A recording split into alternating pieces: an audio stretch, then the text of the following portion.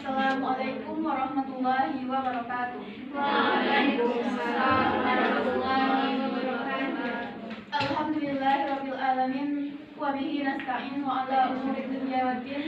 Wassalatu wassalamu ala asyrafil anbiya'i wal mursalin wa ala alihi wa sahbihi rasulillahi ajma'in. Amma ba'du. Puji syukur marilah kita panjatkan atas kehadirat Allah Subhanahu wa taala, karena berkat limpahan rahmat dan karunia-Nya lah kita dapat berkumpul di tempat ini. Dan lantunan salawat dan salam semoga selalu teriring kepada Nabi Yuna, Nabi junjungan alam, yakni baginda Nabi besar Muhammad sallallahu alaihi wasallam. Wujud pimpinan umat rahmatan lil alamin yang telah membawa kita semua dari alam kebodohan ke puncak ilmu pengetahuan seperti yang kita rasakan pada saat sekarang ini. Pada kesempatan kali ini, saya terlebih dahulu ingin bertanya kepada kita semua. Apakah pernah terpikir bagi kita sebelum ada di alam dunia ini, di manakah kita sebelumnya? Dan setelah alam dunia ini, kemanakah kita akan pergi? Mungkin itu pernah terpikir dari masing-masing kita semua. Dan pada kesempatan kali ini, izinkan saya menyampaikan sedikit syarahan, sedikit pengingat bagi kita semua yang saya beri judul yaitu fase tahapan hidup manusia. Fase tahapan hidup manusia terbagi menjadi beberapa fase, yaitu yang pertama alam rahim. Alam rahim adalah alam sebelum datangnya kita ke dunia ini, di mana alam itu telah kita lewati. Pada alam rahim, masing-masing dari kita semua telah berjanji kepada Allah Subhanahu wa taala apakah kita mampu hidup atau tidaknya di dunia. Bahkan tak jarang anak kecil yang baru lahir ke muka bumi ini langsung meninggal karena itulah janjinya, karena sampai itulah janjinya kepada Allah Subhanahu wa taala. Namun kita yang hidup sampai saat ini berarti kita sudah mengatakan kepada Allah bahwa kita mampu menjalani hidup di dunia ini. Namun mengapa terkadang banyak dari kita yang suka mengeluh?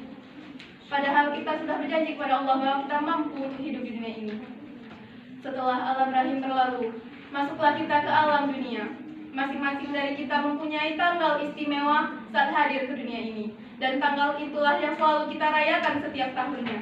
Namun pernahkah kita berpikir bahwa setiap tahunnya, hari yang terus kita rayakan setiap tahunnya adalah hari di mana berkurangnya waktu kita di dunia ini? Seharusnya pada hari itu kita menangis, apakah amalan kita telah bertambah sedangkan umur kita terus berkurang? Lalu, di dunia ini bukanlah tempat rumah kita. Dunia ini hanyalah persinggahan bagi kita semua.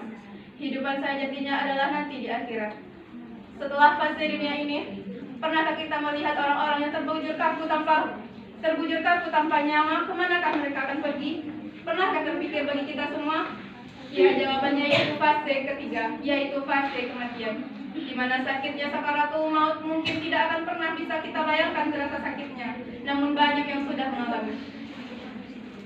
Apakah yang terjadi setelah fase kematian, yaitu alam barzakh, di mana alam barzakh seberapa banyak azan yang telah kita lalui, seberapa banyak azan yang berkumandang lalu kita lewatkan dan kita lebih memilih berbaring memainkan HP kita. Itu semua akan kita pertanggungjawabkan di alam barzakh. Mungkin sekarang kita berjanji, kita berkata bahwa Allah adalah Tuhan kita. Namun bisakah setiap alat gerak kita nantinya bersaksi bahwa Allah adalah Tuhan kita, bahwa Muhammad adalah Nabi kita? Salatlah jawabannya. Salatlah yang akan menyelamatkan kita di sana. Selanjutnya setelah fase alam barzakh, di mana mungkin kita akan mendapatkan tidur yang nyenyak atau mungkin akan mendapatkan siksaan yang pedih, itu tergantung kita pada hari ini. Setelah alam barzakh kita lanjut kepada hari kiamat, di mana hari kiamat adalah hari yang sangat dinanti-nanti oleh orang-orang yang sedang terbaring di dalam kubur pada saat sekarang ini. Pada tiupan sangkakala kedua, orang-orang yang ada di dalam kubur pun dibangkitkan, termasuk mungkin kita semua.